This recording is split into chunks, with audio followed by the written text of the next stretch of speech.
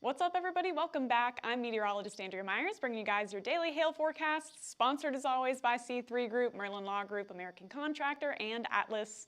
They are linked in the description to this video. So we had a big hail day yesterday in both senses of the word, big hail and a lot of hail. So big hail day, got lots of hail maps to go over for you guys. And then we're getting into our forecast. We do have storms ongoing through the southeast right now. Those are going to continue into this afternoon, so taking a look at today, into tomorrow when we're back to Texas, and we've got another large hail risk through central Texas. So taking a look at all of our forecasts here in a second. But first, come see us at the Contractor Happy Hour. That is tomorrow in Dallas at the Derby Restaurant. It is put on by C3 Group, and you'll see our Hail Trace gang at that event. So come say hello there. You guys can register at that link in the description at c3adjusters.com/events. Then into yesterday, like I said, lots of storm reports to talk about. Most of those were hail into yesterday. So looking at Texas, got a few solid areas of hail just south of Dallas, just north, skipped you Dallas, but Waco did get hit pretty hard with some large hail yesterday evening. And then into Florida, more to go around with those big hailstones falling, as well as quite a bit of hail all the way up into Georgia. So very busy day yesterday. Let's take a look at those maps. So for our first 4-star map for Texas, again, lots of hail to go around there.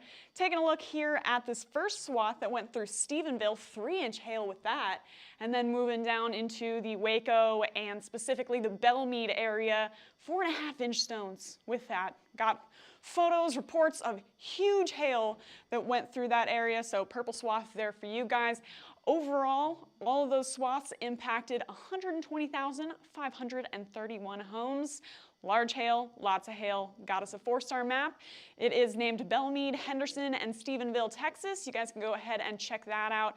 All of these are accessible if you guys go ahead and click the link in our description or scan that QR code up above me. You guys can sign up for a demo or, sign up for our products. And then if you're already a Hail Trace subscriber, go ahead and check out that first map in Texas. Then Florida saw another 4-star into yesterday. There we go with that one, kind of similar to Texas where we just kind of have swaths all over for hail. But starting out in Jacksonville, got 2-inch stones that went up to the northwest of Nassau Village there, down into just west of Jacksonville, Florida. Then down into Ocala or Ocala, not quite sure, but if you're from Florida, let me know in the comments. But into the Ocala area, 2.5-inch stones there, and then down near Winter Haven into Melbourne, big hail, golf balls through parts of Melbourne, quarters to $half through the city itself. Tons of hail for Florida. Again, tons of large hail. So 2.5 inches was the max size on that, but overall impacted over 149,000 homes. And so go ahead and check out the Ocala, Melbourne, and Jacksonville, Florida map if you're interested in that 4-star. And then last one here is our 3-star for Georgia. Out of all places yesterday, Georgia got in on the action as well. Everybody was looking at Florida and Texas, and all of a sudden Richmond Hill got a solid little storm there with, again, up to 2.5 inches through the city. So Richmond Hill and Homeland, Georgia are the areas that got hit the hardest with the largest hail, but impacted over 14,000 structures with those storms. So go ahead and check that one out as well if you're in the Georgia area. So now let's get into today. We have that cold front that's continuing through the southeast. It's going to continue pushing into Florida with a severe wind, hail, and tornado chance. And then we're going to see storm development out behind it. Once we get a little bit of clearing, you can already see the clouds starting to clear out through Mississippi, Louisiana, Arkansas, and that'll help us with further storm development into today. Then we've also got storm chances up in the North Plains with another system that's getting ready to track through into tomorrow. As we see these showers continue into Nebraska, into South Dakota, and out from the Rocky Mountain front, we're going to see a little bit of intensification on those and could potentially get some gusty winds. Then down in, the south coastal areas here, it's still the only place that we're really seeing warm enough temperatures to sustain storms. 87 in Miami, 72 in Houston still, and sitting at 59. Once you get up into Atlanta, everybody else is staying in the mid-50s and 60s for today. So still pretty chilly, but we're warming up a little bit in preparation for tomorrow's storm chances. So here's that system that's getting ready to come through. Here's what it looks like tonight. As that cold front tracks through the southeast, we're going to continue to see storms along with that with this first trough. Then it's going to kind of shift and change into Friday, and we're going to have a shortwave trough, which is just a baby trough coming off of the main trough, basically.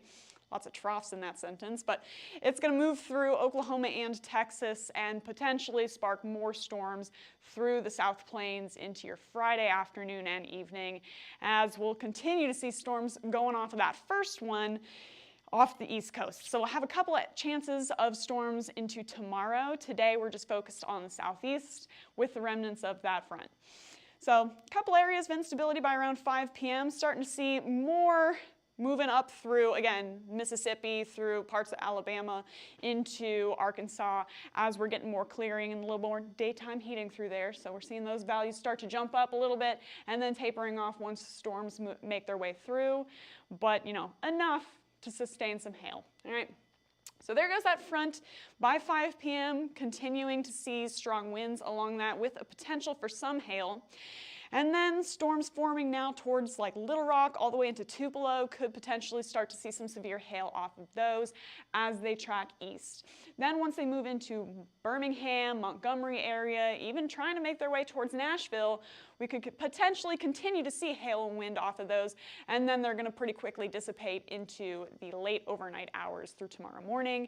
Should be waking up to some pretty clear skies for your Friday and a really nice day through the southeast before storms start back up later on. So then, here go the storms in Florida. Same story as we've been seeing for the last couple of days. Those isolated cells forming through the central part of the state are sparked by the sea breeze, and any of those could potentially give us some large hail all the way from Jacksonville down to just north of Miami into today. There they go off the coast by later tonight. And then we'll see that front bring more storms through in the overnight hours for you guys in Florida tonight. Then, last area here to cover is these storms that are going to start to develop here in the next few hours, potentially producing wind gusts. These don't really have enough instability in the area to produce any strong hail, but we could get a couple of high wind gusts here and there through Nebraska, South Dakota, parts of Wyoming, as those storms make their way through tonight. So then, here's your hail forecast for today, focusing just on the southeast, as well as parts of southern Texas, where we're still seeing a couple of storms go through for the next few minutes, and then that risk is pretty much going to go away.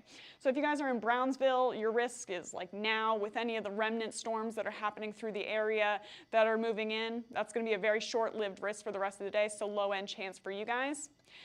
Then off into the southeast, that's where we'll see more action into this evening and tonight with that first front moving through and then more storms forming in behind it. So where we get those isolated cells, that's where you could potentially see ping pong to golf ball sized stones through Memphis, Tupelo, Birmingham, just to the north of Jackson. Got a little pocket of instability in there for you. Little Rock, all the way down into Tallahassee, lower end chance for you guys to see see large hail. But with those isolated storms down in Florida all the way up to the Georgia coastline, that's where you could potentially see that big hail return, up to 2-inch stones possible into this afternoon and evening. Then for wind, including our intermountain risk here through the Central Plains in our wind risk. So if you guys are really anywhere from Casper all the way into Rapid City, North Platte, Colby, you guys could potentially see some strong winds with those cells moving through that we saw a few minutes ago. And then if you guys are, again, down in Brownsville, very short-lived remnant risk for you guys down in Brownsville to potentially see some gusty winds with those cells that are tracking out now. And then last but not least, the southeast.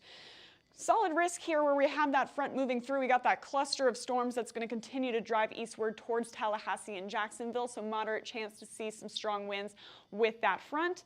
And then the rest of us, where storms are staying more scattered, low-end chance across the board all the way from Little Rock to Macon to Savannah, low-end chance to potentially see some high winds with any of those scattered storms.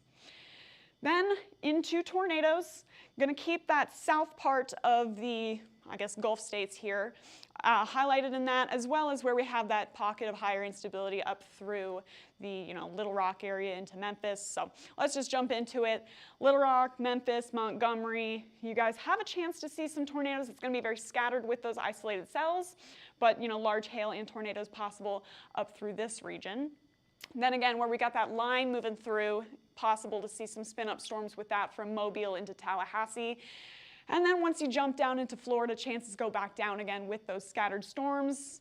Sea breeze storms, likelier to produce hail than tornadoes, but there's still a non-zero chance, so leaving you guys in the low end from Jacksonville all the way down into Melbourne for tornadoes today.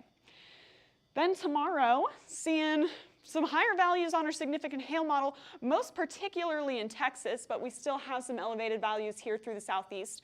So we could potentially see storms resurging a little bit later in the afternoon after around 2 p.m. We could see some hailers coming out of that. But through Texas, this is about when storms are going to be forming, and we've got those decent high values just south of Dallas all the way into the San Antonio area. Could potentially start seeing some large hail into the afternoon and evening hours by 4 p.m., continuing to see that risk drive through Texas and through the southeast before things start to dissipate in the overnight.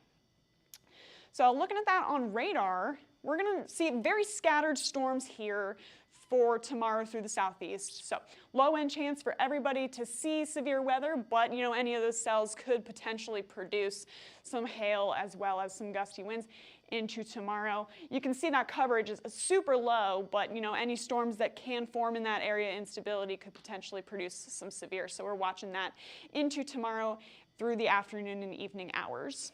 Then for the southeast, or for the south, I guess Texas specifically, seeing storms develop here along the I-20 corridor just west of DFW by around 3 p.m. Now it's potential again that they could ride south, but there they go, 4:30, showing them moving into the metro with a chance for large hail all the way from DFW into Waco. So with those cells, we're watching for our hail risk into tomorrow.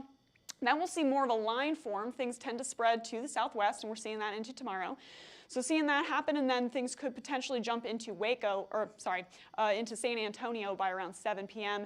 as they move southeast. Now a cluster of storms moving over Houston into Louisiana, and more rain and thunder for the overnight hours. But that initial formation of storms could be potentially producing large hail as well as potential tornadoes for Texas. So wanting to cover that for you guys.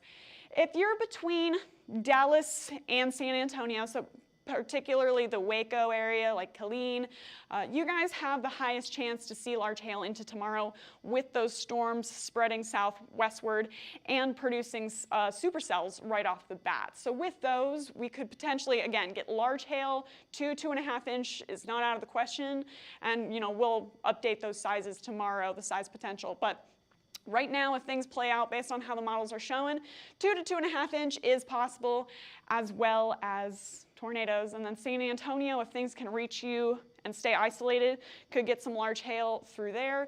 DFW, we're going to have to see if things can track that far north, but if they do, large hail for you guys as well. Then off to the east again, low storm coverage, so got to keep everybody on the low end for your risk, but with any of those cells that form right along that sea breeze interaction, could potentially see some ping pong to golf ball sized stones, so watching that into tomorrow afternoon and evening. For wind, going to include Texas, now pulling that risk a little bit farther to the east since things are going to form into a line. So again, if you guys are in like Tyler, Longview now, Houston, Corpus Christi, low end chance for you guys to see some wind gusts as those track through. With the bulk of that line, as it really gets going through Waco and San Antonio, you got a more elevated chance, I should say, of seeing some strong winds in that area. DFW, another low chance for you guys for high winds. Then low end across the board for our eastern risk, all the way from Raleigh into Miami. Could see some gusts at or above 60 miles an hour into tomorrow. Then last, looking at tornadoes. Gonna rule out most of the east, very scattered coverage, not a lot of large scale forcing to produce those tornadoes, but we do have that in Texas. So if you guys, again, are from DFW down into San Antonio and right into the Rio Grande, through here, that's where we could potentially see tornadoes through tomorrow. And Waco, again, you guys are the highlight for where it's likeliest at this point to see those storms passing through. So that's what we have for today and tomorrow. You know, if you guys are in Texas or Florida, it's kind of been your week for severe storms, and looks like we could get more tomorrow, so stay tuned.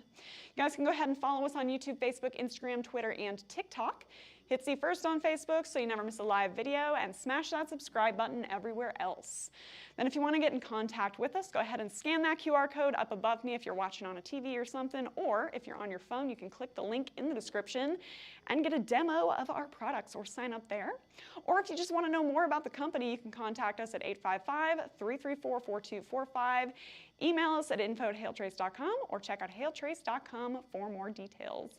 And we'll let you know what's going on into your Thursday and Friday, but for now, I'm meteorologist Andrea Myers. Thanks for watching.